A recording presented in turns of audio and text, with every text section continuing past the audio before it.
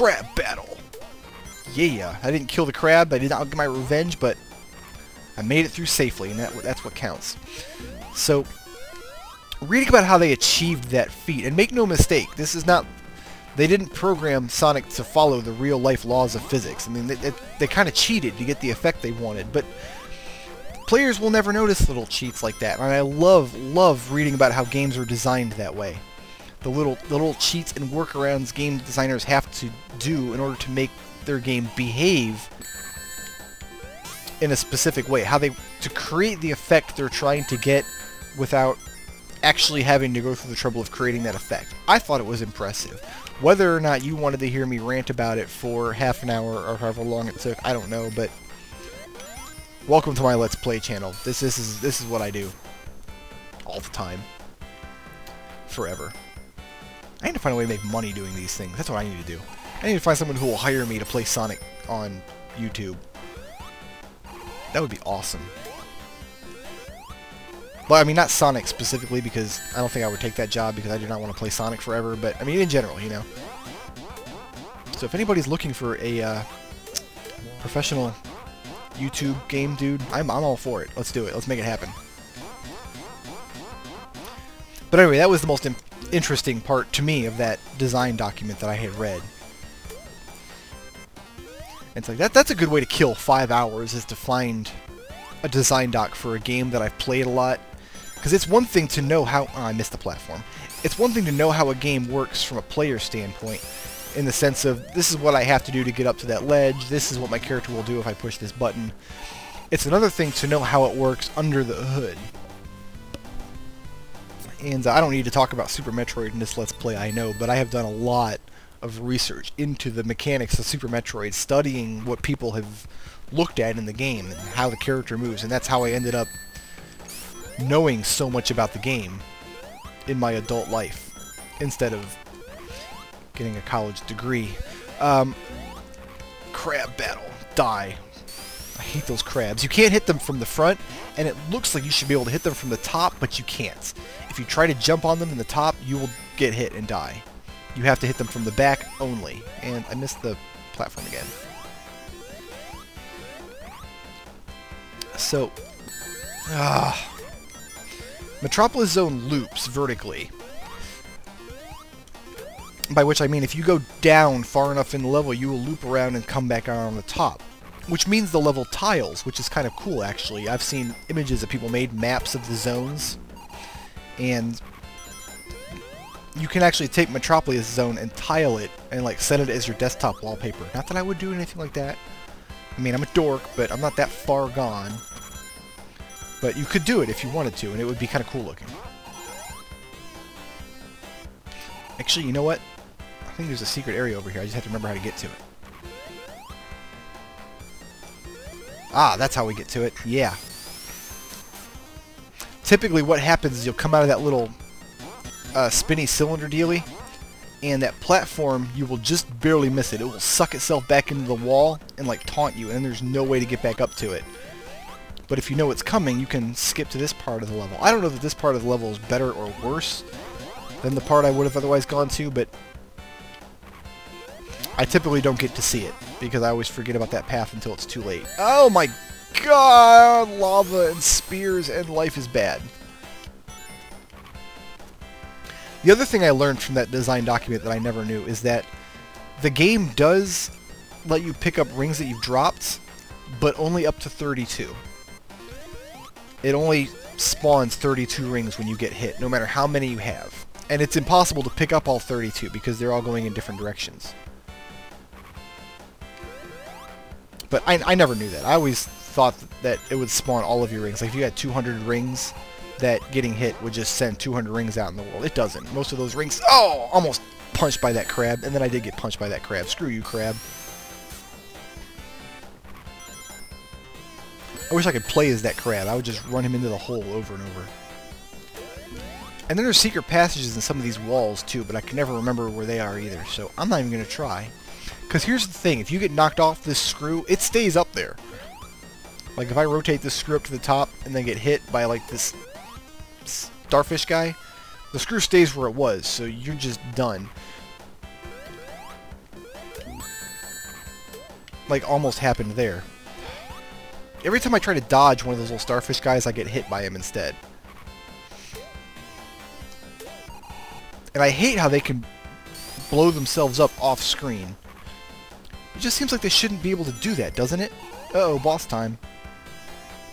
This is one of the cooler bosses in the game. I could kind of do without the really extremely long platform leading up to him, but...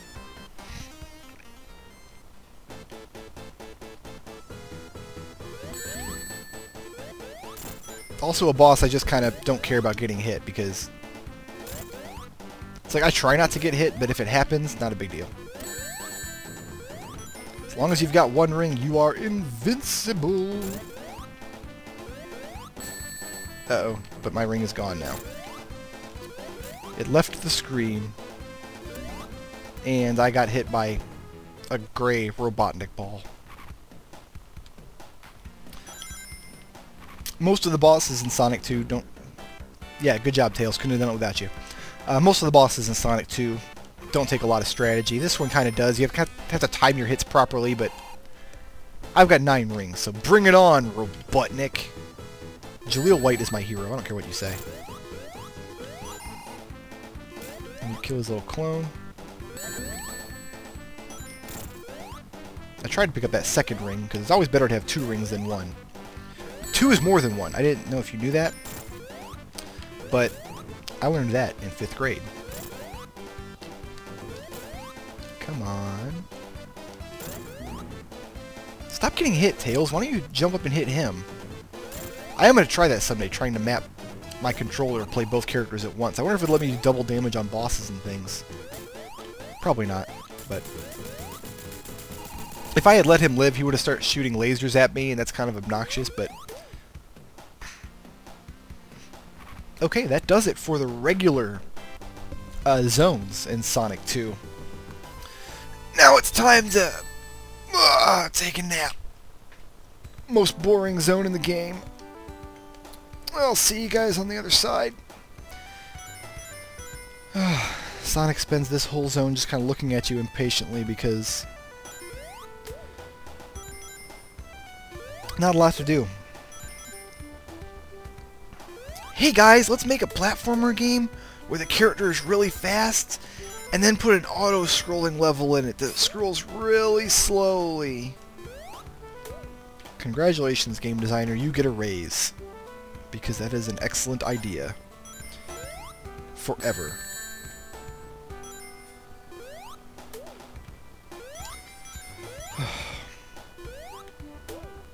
Kind of tranquil music, though.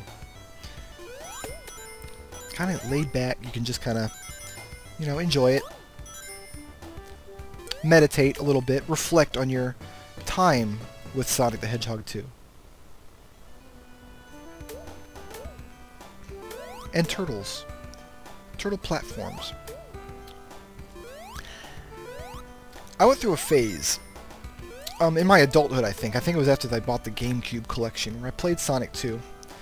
And it's difficult to jump off of this plane. Like, no matter what you do, Tails will pretty much keep the plane underneath you. But I remember thinking, it must be possible to fall off the plane. So I tried spin dashing off of it, and then I fell off into the hole and died.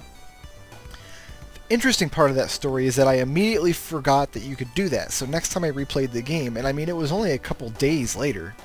Like, maybe a week. Maybe. But I said, again, I wonder if it's possible to fall off this plane. Let me try it. And then I spin dashed off the plane and fell in the hole and died.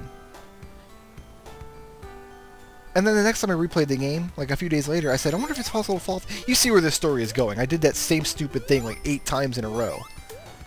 Like for a full month of playing Sonic the Hedgehog 2, I just got to this level. I'm like, I wonder if you can fall off the plane. Yes, you can fall off the plane. You just have to spin dash really fast off of it and you will die. I would have showed you, but I don't want you to think less of me as a person. Wing Fortress is a kind of cool zone. I wish there were 2 Wing Fortress acts instead of 3 Metropolis acts.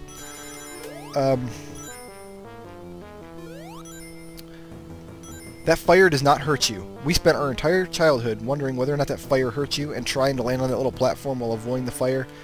No, the fire's fine. It's just background scenery. You're okay. But there are propellers later in the level that look like background scenery that can actually hurt you. So, Wing Fortress, kind of a balls level. No, it's a fun level. I dig it. Like those propellers over there, yeah, those will kill you. Chicken turret, boom! Uh-oh. There are some parts of this level, and this is kind of common in Sega Genesis games, where it's difficult to tell where you need to go, because the screen scrolls in every direction. I'm going to go up here, but I want to not get those shoes. Because the screen scrolls in a lot of directions, and for some reason, Sega Genesis games were not very good at... Oh crap, I did not want those shoes. Hey, I could have gotten a special stage there. Maybe it's still open. Nope, it's closed. For some reason, Sega Genesis games are not very good at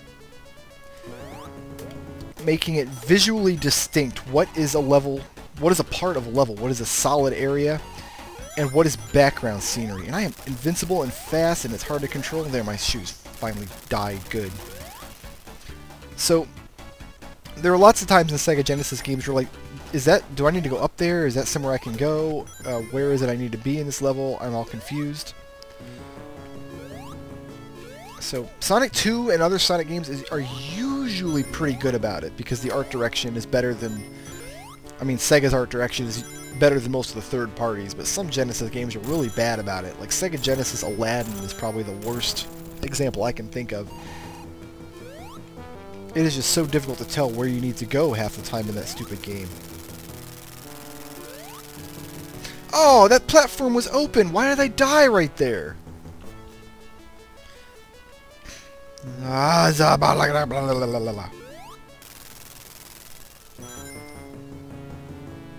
Give me them rings, cuz. Take the invincibility too, why not?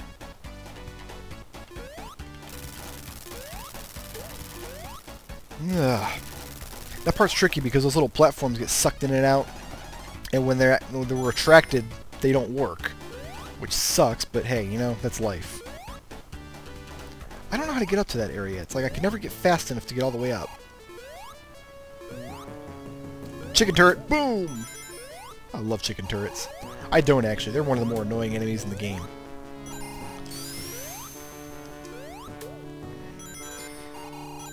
Oh, come on.